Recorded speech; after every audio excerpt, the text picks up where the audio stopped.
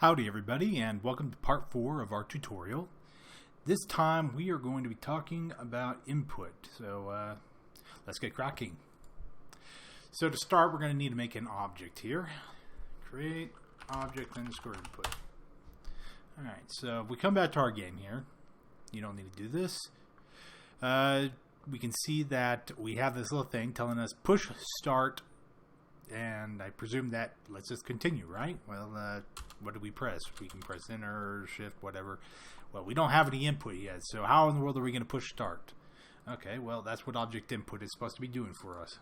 So let's get this started here with a create event.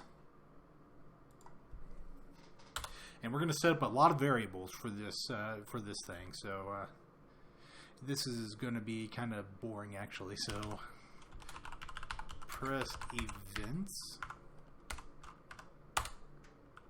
So up underscore press underscore is equal to, in this case we're actually going to tab over a couple of times here. Keyboard underscore check underscore press vk underscore up. So what is this? GameMaker has some built-in functions so that it will test if you have pressed a key. And when it does, in this case, VK up stands for your keyboard, the up key on your keyboard. When it checks that this has been up, it will set this value to 1. But we'll have to do that in the step event. So we'll get to it there. For now, we're going to copy this, and we're going to do a lot of pasting here because we're not going to do just up. We're going to do our down, and then we're going to do our left, and then we're going to do our right. Then, of course, down, left, right. So there we go. Our keyboard keys for up, down, left, and right. Those are in there now. Then we're going to do this again, except now we are going to need 4 more of these because we're going to be emulating the NES controller here, which had 8 buttons, I believe. So now we have, instead of this, we have action underscore A underscore pressed. It's getting really close on that end. So then we have action underscore B underscore pressed. And then we have start underscore pressed and select underscore pressed. So there we go.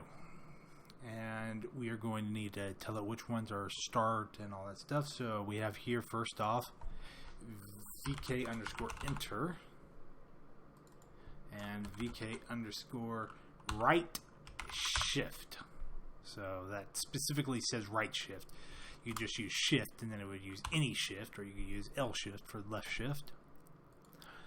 But how about A and B? Well, for our setup, we're going to use some specific characters. So in this case, we're going to need ORD X and ORD Y. So our X and our Y are going to be our A and our B. And ORD is necessary to let it finds the value in Unicode for your string. That's what it is. So it finds the value in Unicode. Next up, we're going to use hold events because these just check to see if you pressed it. And it only checks for that one frame, and then it releases the value after that one frame. So we are going to also need our hold events because sometimes you want to continuously hold a value. So like if you're continuously holding left, so that you go left constantly. So it's pretty much the same, except instead of check, we'll just use that. Just delete the pressed part. So it just continuously checks. I'll start from the bottom going up because it keeps trying to autocomplete. And that's really annoying. When it tries to autocomplete and you don't need it to. So there we go. Also, we'll get rid of this pressed part and write in check. that. Again, start from the bottom so it tries to.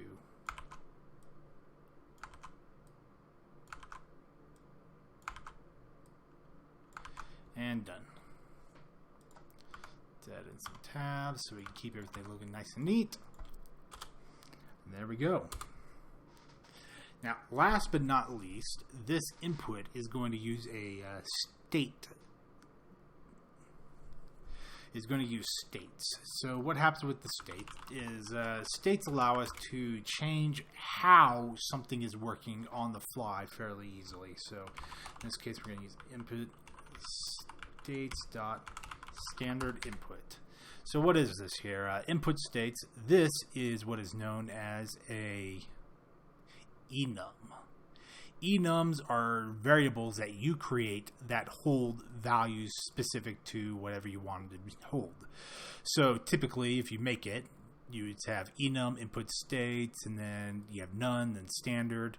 So this value is 0, this value is 1. So like this one player states would be 0, 1, 2, 3, 4, 5, etc.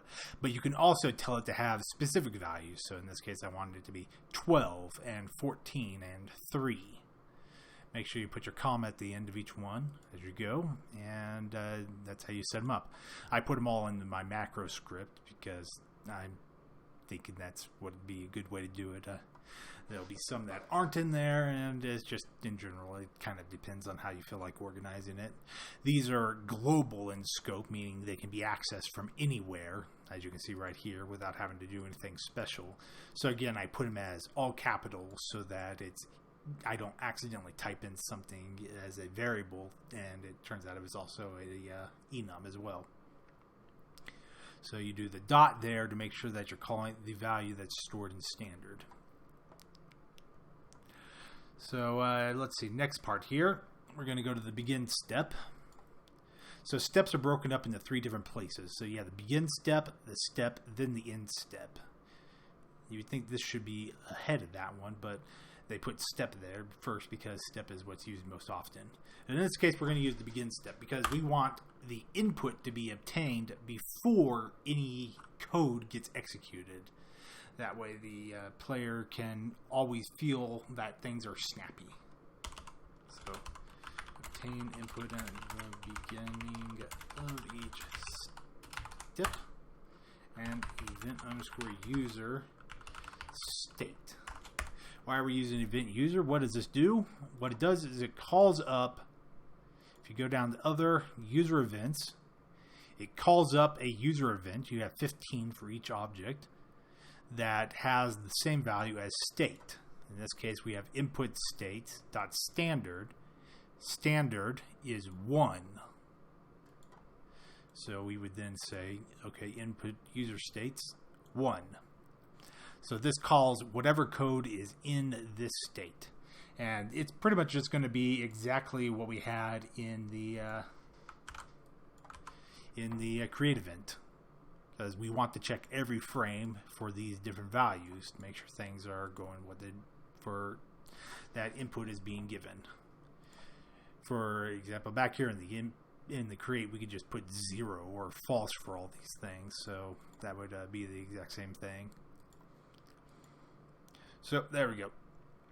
And again, we are also going to have the none, which would be our user event 0. See right there, I put this little thing, standard movement, to help me identify what the event is for.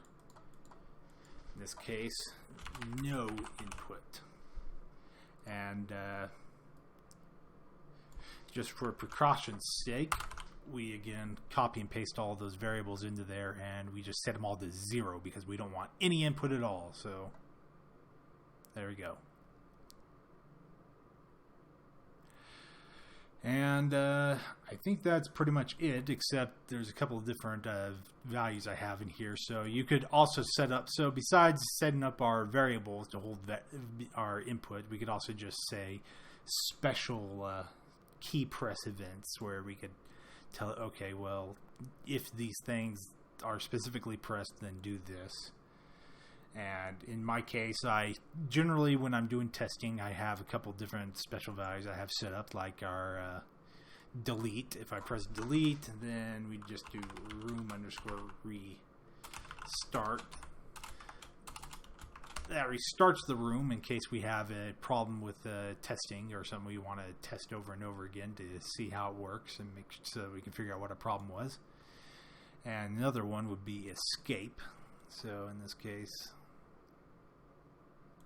others, escape, game underscore end.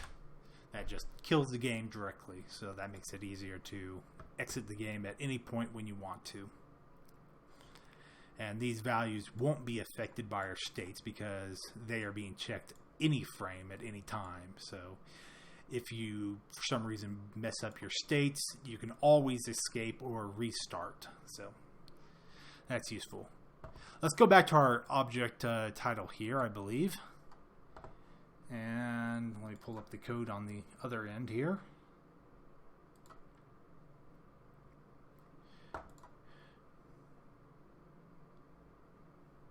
So in our step event, we are going to want to transition to the next room using the input that we have just captured. So to the next room.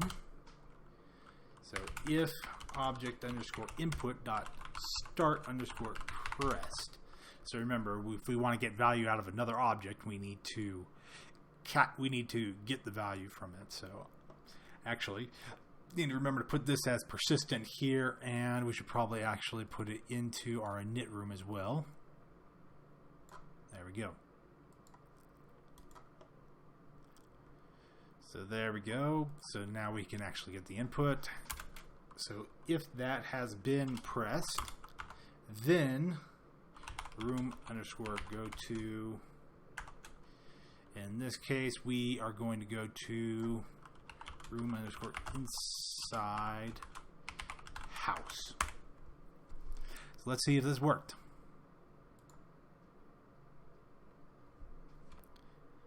Well, in this case, I had a little bit of a problem.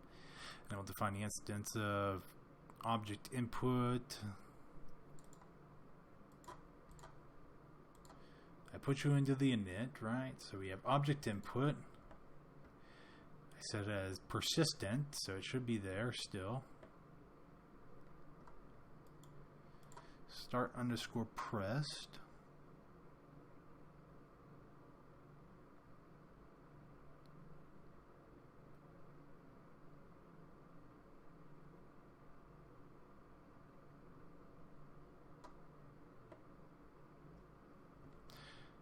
Just to make sure.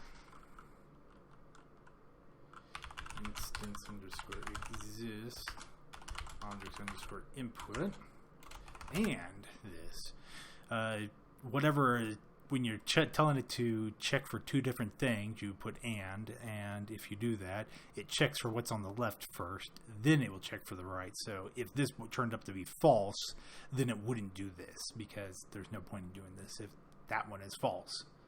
So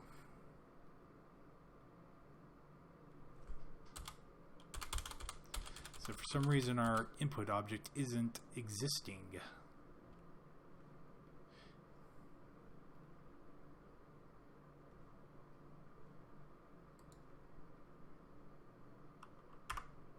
Oh, I see. I think I know why. It's because we set it up in the music manager so that it would cause it to jump to the next room as soon as the music variables are loaded, but it looks like they're probably loading all inside of one frame before it actually creates this. Maybe that's me thinking out loud for one thing. See if that works. Nope, that didn't work. So that didn't work there. Let's come back to our title room. Title room, and put the object input over here. Just make sure it's in there directly, and it's still not working.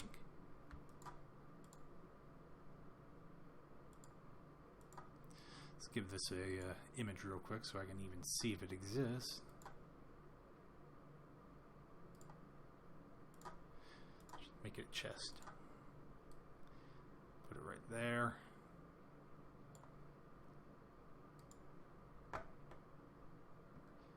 See, you're visible, persistent. So why in the world aren't you existing? See, there you are. So why are you not working?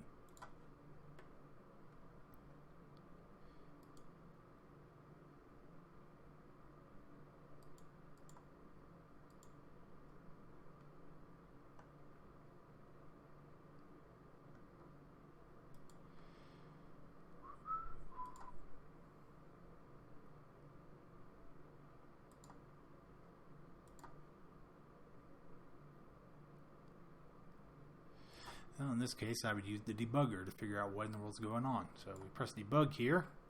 What this does, it allows you to stop the game at any given point and figure out what in the world's going on. So let's come back here and go into here and nope, that doesn't work exactly. I need to pause the game first. So here we go. We are in the object input state. So come down to here, up, press, down, blah, blah, blah, blah, blah, blah, etc. Let's check and see if start is pressed.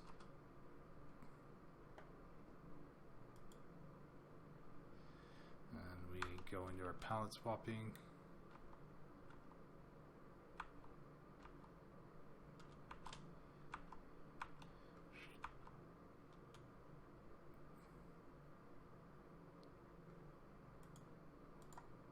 Let's go back to here. We want to stop it right at that point. Let's press play here. If object exists. Actually, I would need to set it up real quick here as a variable that I could actually see. So come over to here.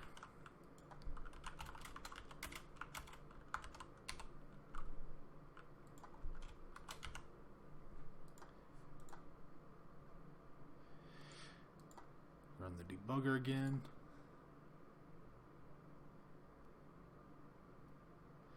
Now we can actually look at it as see the value is 0, which means false. For some reason, object input doesn't exist despite the fact that it exists. I have no understanding what's going on here.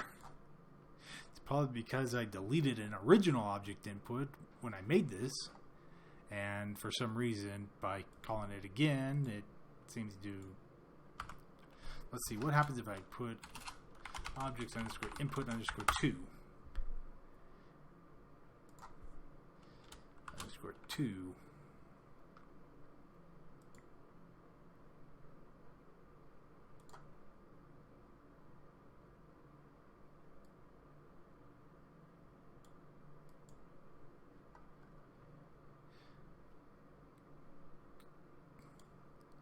Used by another process. You have something come up, you can hit clean and that will fix it sometimes.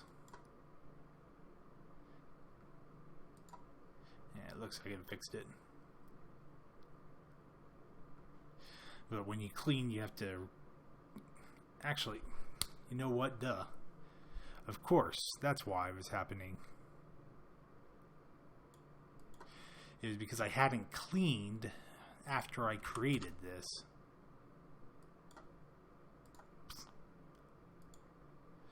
So it still had in its memory that certain things existed even though they no longer did. So that's why I was having problems there. See, now it works. And since I cleaned it, it should be able to just have the name object input and no longer have any issues with that. That's one of the more historic bugs that I kind of take a little bit of outside the box thinking to figure out why the world's going wrong with them.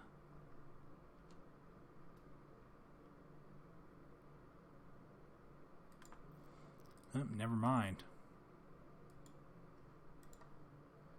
Let's try clean again. Maybe that'll fix it. Do a run.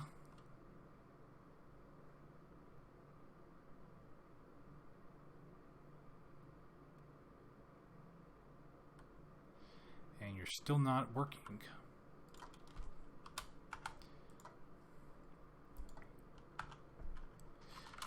But you do work if I put a 2 under.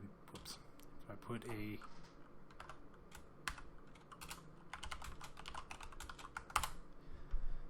That is a bit weird.